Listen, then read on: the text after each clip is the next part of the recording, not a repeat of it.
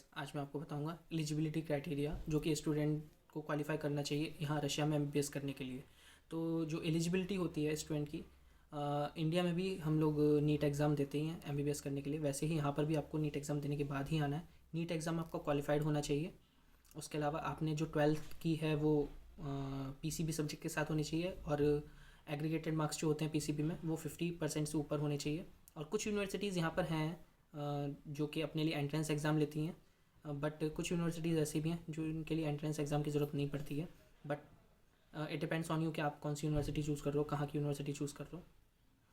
तो बिना entrance exam के भी आप लोग यहाँ पर आ सकते हो। बस आपको नीट क्वालिफाई करना है और एग्रीगेशन मार्क जो है वो आपके 50% से ऊपर होने चाहिए पीसीबी सब्जेक्ट्स के साथ 12th क्लास में।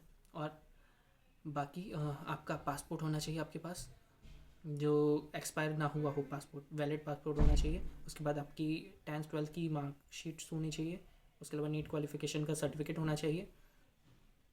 रशिया में एमबीबीएस के लिए आप विदाउट नीट भी एडमिशन ले सकते हो, but the thing is that कि आप वापस इंडिया जाकर प्रैक्टिस नहीं कर पाओगे उसके बाद, क्योंकि इंडिया में आपको अगर नेक्स्ट देना है या फिर एफएमजी देना है तो आपको उसके लिए नीट का क्वालिफाइड मार्क्स होना चाहिए।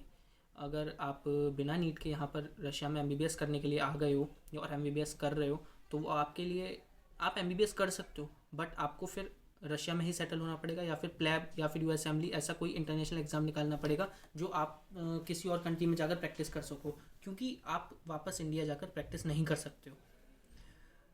क्योंकि अगर आप वापस इंडिया जाके प्रैक्टिस करना चाहते हो तो आपके पास नीट का क्वालिफाइड सर्टिफिकेट होना चाहिए मार्क्स का। विदाउट नीट क्वालिफाई करिए, अगर आप आए हो एमबीबीएस कर रहे हो तो आप सीधे यूएस असेंबली दो, प्लैब दो, एएमसी दो, या फिर यहाँ का रशिया का जो होता है एक्रेडिटेशन एग्ज़ाम वो दो, गॉस दो।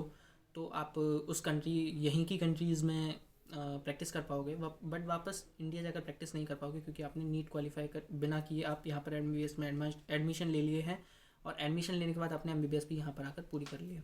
तो यही एक चीज़ है कि आपको नीट क्वालिफाई करने के बाद ही यहाँ आना चाहिए।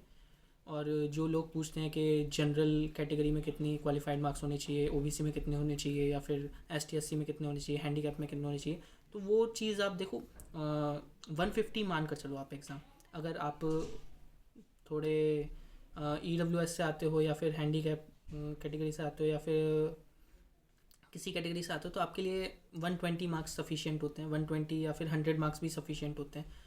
बट आपको नीट क्वालिफाई करने के बाद ही यहाँ आना चाहिए, क्योंकि आपके पास फिर ऑप्शन होगा कि आप नेक्स्ट या फिर एफएमजी देने के बाद वापस इंडिया जाओ और इंडिया से प्रैक्टिस कर सको। क्योंकि हमारे घर वाले इंडिया में रहते हैं तो हम लोगों को उनके पास रहने का मौका मिल पाएगा फिर प्रैक्टिस करने के लिए। तो ये चीज़ आपको देखनी चाहिए कि आप नीट देकर ही आओ। मैं आपको सजेस्ट भी यही करूँगा कि आप लोग नीट देने के बाद ही यहाँ पर आओ, क्योंकि बिना नीट के यहाँ पर आओगे तो आप वापस इंडिया नहीं जा पाओगे, इंडिया में प्रैक्टिस नहीं कर पाओगे। गवर्नमेंट ऑथोराइड डॉक्यूमेंट्स होते हैं जैसे कि आधार कार्ड, पैन कार्ड, वो आपके पास होने चाहिए। उसके अलावा एक अभी कोविड आया हुआ है, तो कोविड की वजह से काफ़ी ज़्यादा सिचुएशंस डिस्टर्ब हुए थे, इसलिए सभी के पास कोविड वैक्सीनेशन सर्टिफिकेट होना चाहिए। वो मैंडेटरी है अभी हर कंट्री के लिए वीज़ा के लिए। तो आप जैसे ही यूनिवर्सिटी में अपने एप्लीकेशन फॉर्म डालोगे किसी कंसल्टेंट के थ्रू, या फिर कि आप स्टूडेंट वीज़ा लेने वाले, तो स्टूडेंट वीज़ा के लिए आपको एज ए स्टूडेंट सारे डॉक्यूमेंट्स देने होंगे।